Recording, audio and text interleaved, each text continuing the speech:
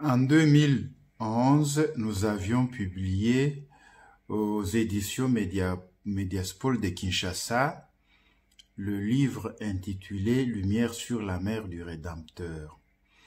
Nous voulons ce soir vous donner un enseignement sur la Sainte Vierge Marie, c'est-à-dire le rôle de la Sainte Vierge Marie dans l'économie du salut. Et surtout, notre propos a l'objectif d'éclairer nos auditeurs, surtout les amener à une dévotion mariale authentique. C'est un extrait de ce livre que nous vous présentons. La religion chrétienne est un avènement, c'est-à-dire une manifestation de l'action divine dans l'histoire humaine. Dieu agit dans l'histoire, vient à la rencontre de l'homme comme sauveur. L'Ancien Testament présente les dieux vivants. Le Nouveau Testament s'occupe de la venue de Jésus-Christ.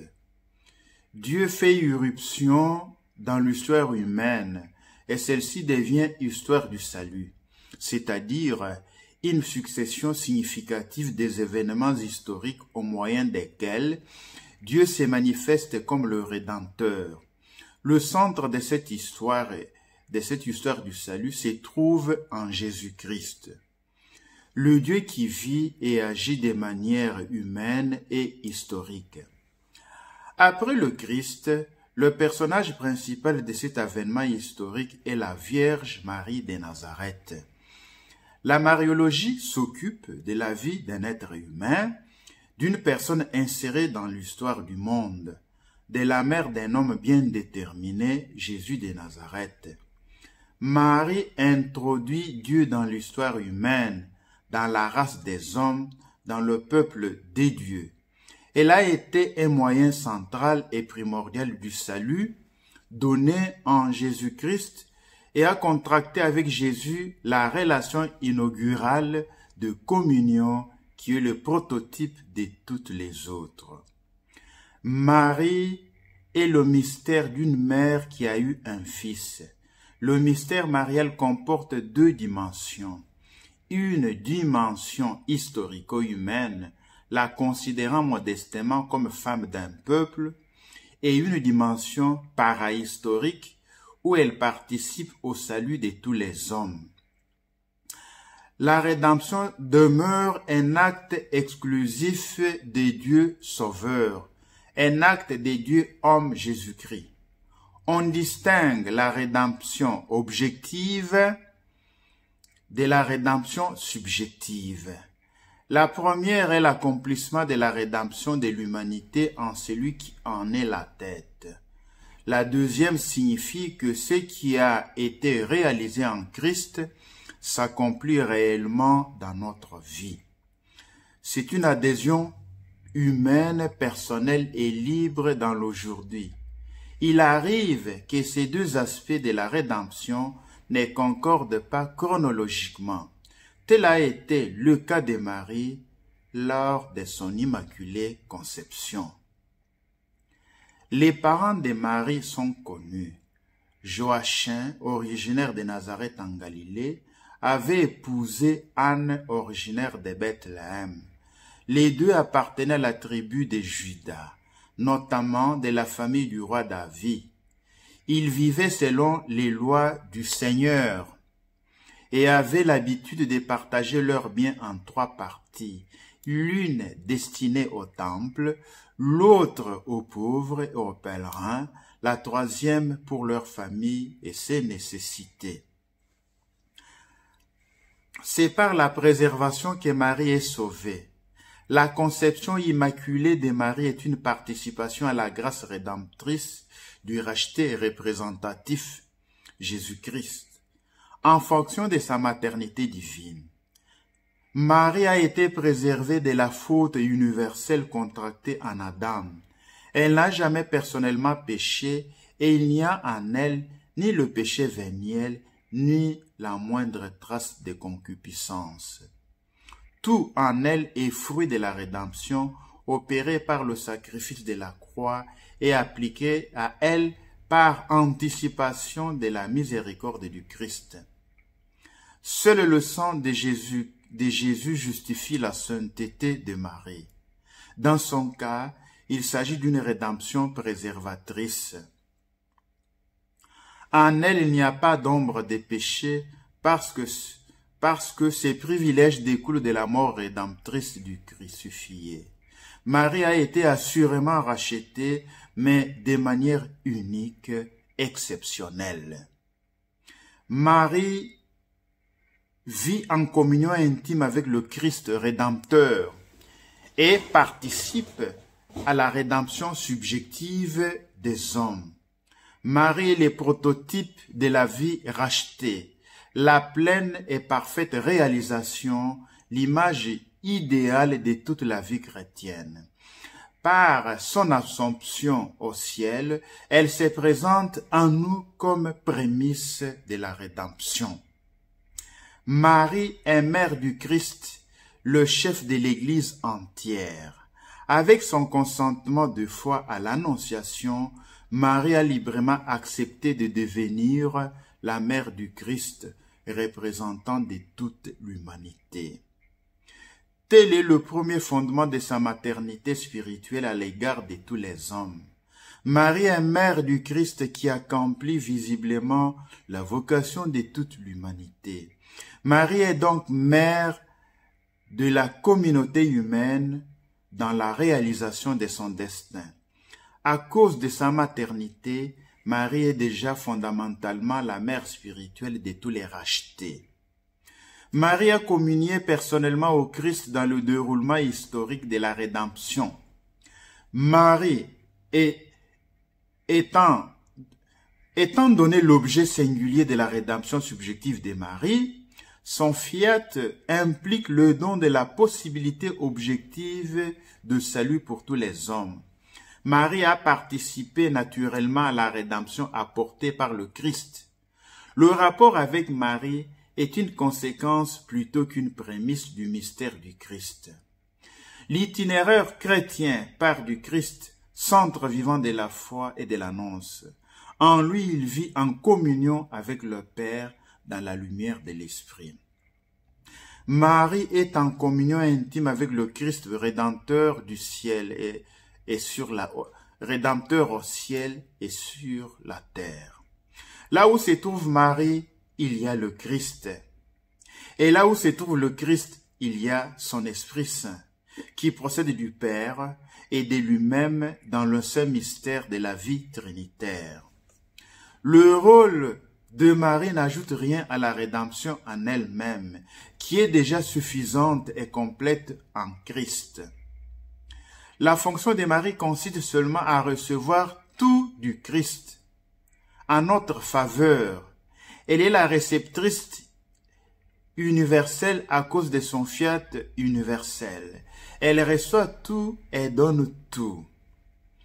La vie chrétienne authentique est débitrice en tout du Christ, comme elle l'est de sa mère. Marie est la mère de la grâce, la mère du Christ, de l'homme-dieu, qui possède en plénitude la grâce de laquelle Marie et tous les membres du corps mystique participent. La maternité spirituelle et corporelle constitue la synthèse de l'éminente rédemption objective et subjective de Marie. C'est pourquoi la médiation universelle de la mère de Jésus pour les hommes est une médiation des membres qui, à cause de l'éminence de son état de racheté, est membre exceptionnel unique du corps mystique. On ne cessera jamais de le répéter. Jésus est l'unique médiateur des rédemptions. 1 Timothée, chapitre 2, verset 5. Tandis que Marie est médiatrice d'intercession. La Vierge Marie se situe entre son Fils et les hommes dans la réalité de leur privation, de leur pauvreté et de leur souffrance. Elle désire que se manifeste la puissance salvifique destinée à secourir le malheur des hommes, à libérer l'homme du mal qui pèse sur sa vie sous différentes formes et dans des mesures diverses. Marie n'est pas l'instrument dont on se sert pour un sublime travail et qu'on rejette ensuite. Marie n'est pas la simple enveloppe, elle est l'éternelle porteuse de Jésus. Jésus réside dans son sein comme une hostie dans l'ostensoir. Marie affirme, je suis son vêtement, il est mon âme. Marie est le subboire vivant du salut incarné. Marie entretient un rapport particulier avec la très sainte Trinité. Marie apparaît tout d'abord à notre regard comme la fille bien-aimée du Père. Lumen Gentium numéro 53. Si nous avons tous été appelés par Dieu à être ses enfants adoptifs par l'œuvre de Jésus-Christ, confère Éphésiens 1, 5. Fils dans le Fils, cela vaut à un titre particulier pour elle, qui a le privilège de pouvoir répéter avec une pleine vérité humaine la parole prononcée par Dieu le Père sur Jésus. Tu es mon fils. Luc 3, 22, Luc 2, 48. Pour sa tâche maternelle, elle a été dotée d'une sainteté exceptionnelle dans laquelle repose le regard du Père. Avec la seconde personne de la Trinité, le Verbe fait chair. Marie possède une relation unique, étant directement concernée par le mystère de l'incarnation. Elle est la mère, et comme telle, le Christ l'honore et l'aime. Dans le même temps, elle le reconnaît comme son Dieu et Seigneur, devenant une disciple au cœur attentif et fidèle. Luc 2, 19 et 51. Et sa compagne généreuse, Lumen Gentium 61, dans l'œuvre de la rédemption. Dans le Verbe incarné et en Marie, la distance infinie entre le Créateur et la créature est devenue proximité suprême. Ils sont l'espace saint des noces mystérieuses de la nature divine avec la nature humaine, le lieu où la Trinité se manifeste pour la première fois et où Marie représente l'humanité nouvelle, prête à reprendre, dans un amour obéissant, le dialogue de l'alliance. Là où se trouve Marie, il y a le Christ. Et là où se trouve le Christ, il y a son Esprit Saint qui procède du Père et de lui-même dans le saint mystère de la vie trinitaire. Que dire ensuite de son rapport avec l'Esprit Saint? Marie est le sanctuaire très pur dans lequel il habite. La tradition chrétienne trouve en Marie le prototype de la réponse docile à la motion intérieure de l'Esprit, le modèle du plein accueil de ses dons. L'Esprit soutient sa foi, en renforce l'espérance, ravive la flamme de son amour. L'Esprit rend sa virginité féconde et inspire son cantique de joie. L'Esprit illumine sa méditation sur la parole, ouvrant progressivement son intelligence à la compréhension de la mission du Christ. C'est encore l'Esprit qui soutient son âme éplorée sur les calvaires et qui la prépare, dans l'attente priante du Cénacle, à recevoir la pleine effusion des dons de la Pentecôte. Écarter la médiation d'intercession dans la vie chrétienne, c'est une contradiction manifeste. Les chrétiens prient les uns pour les autres. Dans son commentaire théologique sur le message de Fatima, le cardinal Joseph Ratzinger, donc le pape Benoît XVI émérite aujourd'hui, soutient la médiation d'intercession de Marie et surtout déclare que si quelqu'un voulait objecter que nous ne devrions pas cependant interposer un être humain entre le Christ et nous, on devrait alors se rappeler que Paul n'a pas eu peur de dire à ses propres communautés, « Imitez-moi » 1 Corinthiens 4, 16, Philippiens 3, 17, 1 Thessaloniciens 1, 6, 2 Thessaloniciens 3, 7 et 9. Chez l'apôtre, les communautés peuvent vérifier concrètement ce que signifie suivre le Christ. De qui pourrions-nous en tout temps apprendre d'une manière meilleure, sinon de la mère du Seigneur? Il est vrai que Jésus a dit, « Venez à moi, vous tous qui peinez et ployez sous les fardeaux, et moi je vous soulagerai. » Matthieu 11, 28. Il faut aller vers Jésus. C'est lui notre salut, la source d'où jaillit toute grâce pour les hommes. Il est aussi vrai et possible que l'on soit accompagné lorsqu'on a certaines pesanteurs et que l'on doit solliciter des autres frères et sœurs dans la foi la prière d'intercession. On doit savoir que la Bible est pleine de médiations humaines, médiations d'intercession bien sûr. Jésus qui prend l'initiative d'appeler Saul de Tarse utilise Ananie pour prier sur lui. Saul mon frère, celui qui m'envoie, c'est le Seigneur, c'est Jésus qui t'est apparu sur le chemin par où tu venais, et c'est afin que tu recouvres la vue et sois rempli de l'Esprit Saint. Actes des Apôtres, chapitre 9, verset 17. Marie est notre mère dans sa vocation à la maternité de l'homme-Dieu, chef de l'humanité. Tout ce que Marie possède en sainteté et grâce est là pour nous les hommes. L'abondance des grâces dont Marie fait bénéficier l'humanité vient de sa régénération objective et subjective, dans la plus haute participation de la vie divine du Christ. Marie ne veut nullement attirer son attention sur sa personne. Elle a vécu sur terre avec le regard fixé sur Jésus et sur cette direction, et sur Jésus et sur le Père céleste. Son plus cher désir est de faire converger les regards de tous dans cette même direction. Elle veut promouvoir un regard de foi et d'espérance au Sauveur que nous a envoyé le Père. L'unité de la communauté surnaturelle, communion des saints, repose principalement sur l'homme-Dieu, principe d'union de la communion des saints. Christ possède la plénitude de la grâce, et tous les saints participent à cette sainteté plénière, à cette grâce capitale du Christ. Le Christ total que nous adorons est un Christ avec toute la suite des saints, qu'il a couronné. Une vie d'union intense avec Jésus-Christ implique nécessairement le culte des saints.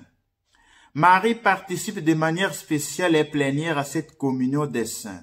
Son culte est supérieur à celui des saints en raison de sa coopération singulière à la rédemption opérée par son Fils.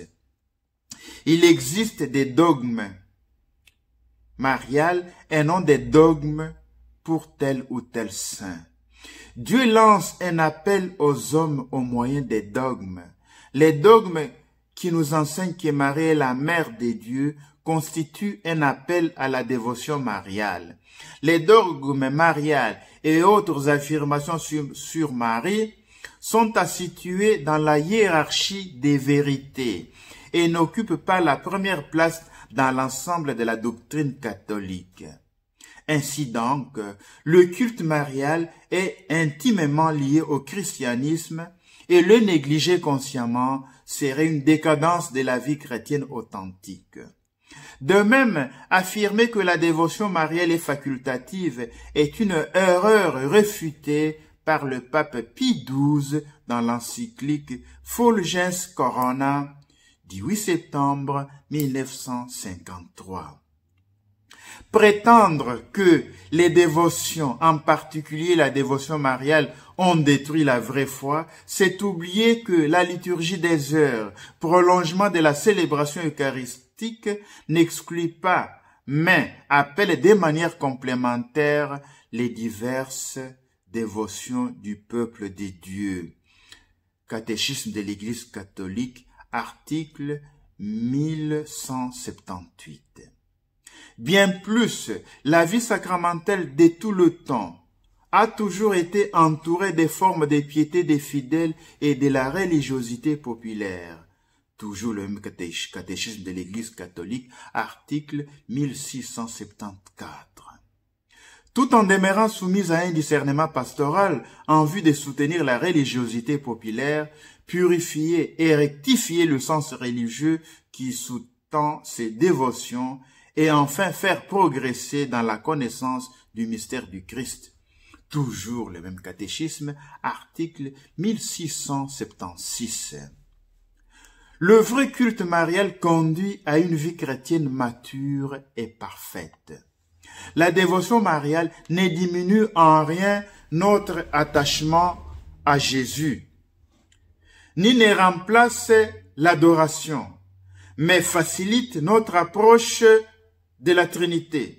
Marie ne prend pas la place de Dieu, ne nous infantilise pas, n'est pas un bouche-trou de nos manquements.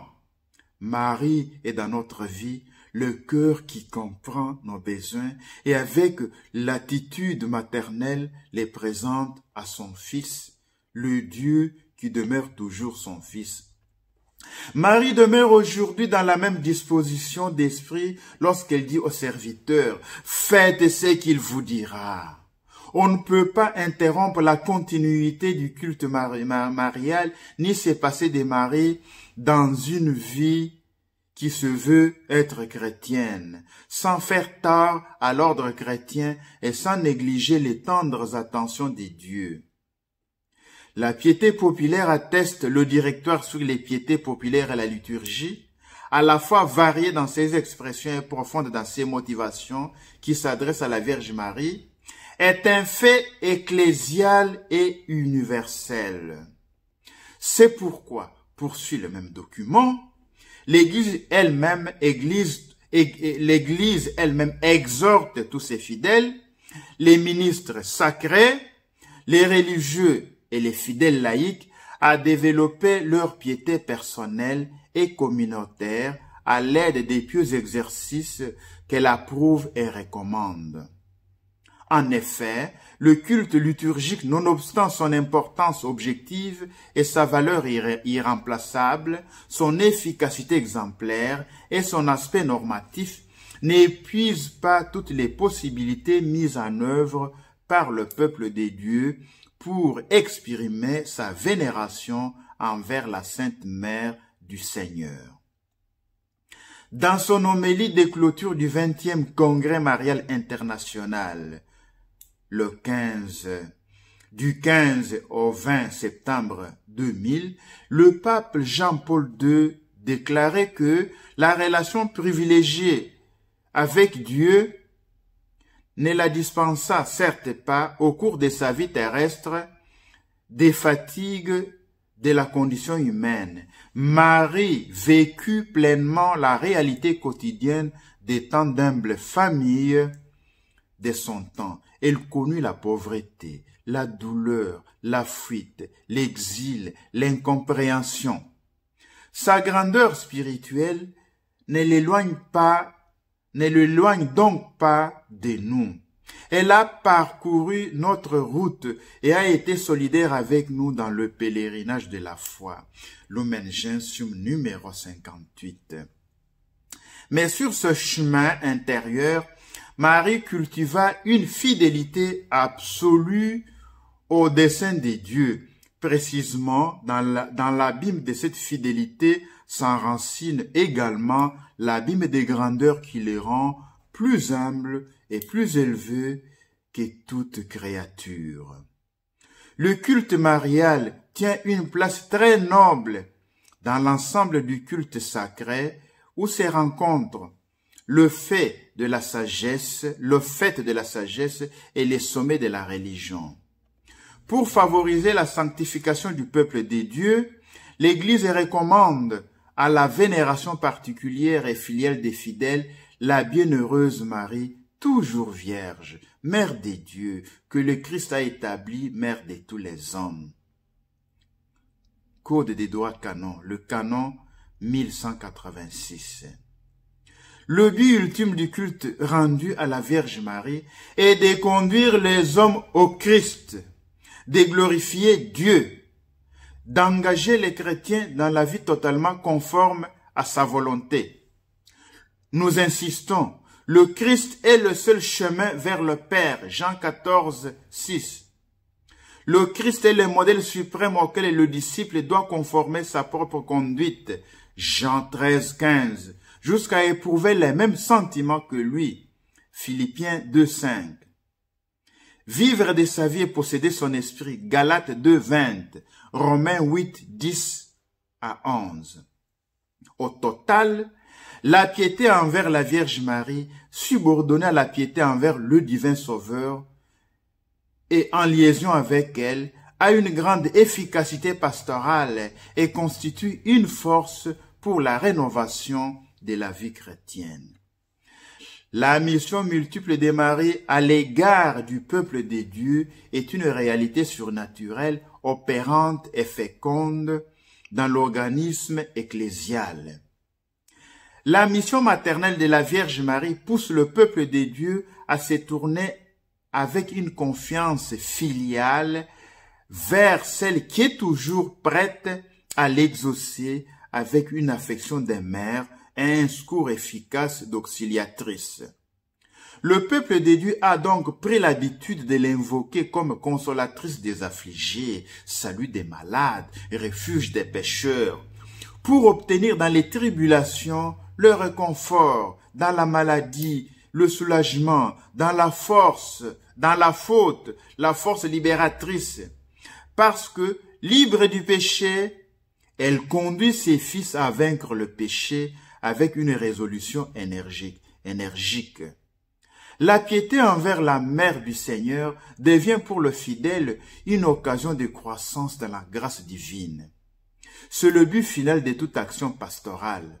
L'Église catholique, se basant sur une expérience séculaire, reconnaît dans la dévotion à la Vierge Marie une aide puissante pour l'homme en route vers la conquête de sa plénitude.